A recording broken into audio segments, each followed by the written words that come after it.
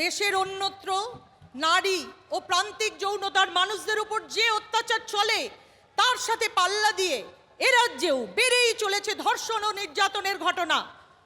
প্রায় সেসব ক্ষেত্রে অপরাধীদের আড়াল করার চেষ্টা করেছে সরকার ও পুলিশ। যথেষ্ট কঠোর ব্যবস্থা গ্রহণে অনীহা দেখিয়েছে। কর্মক্ষেত্রের ভেতরেও যে নারী নিরাপদ নয় তার সরাসরি প্রমাণ হলো এবার। যার রক্ষক হওয়ার কথা সেই হত্যাকারী হয়ে উঠছে। এমনকি হত্যার আগে সচেতনভাবে যৌন হেনস্থা করতেও ভুলছে না। এই গা গোলানো মনোভাবকে যথাযথভাবে প্রতিহত করার বদলে প্রায় প্রশ্রয় দেওয়া হয়। থ্রেট কালচার ও রেপ কালচার একে অপরের সঙ্গী হয়ে রাজ্যের নানা প্রতিষ্ঠানে পাড়ায় পাড়ায় ফুলে ফেপে উঠছে। কখনো প্রশ্রয় দিয়ে, কখনো উদাসীনতা থেকে।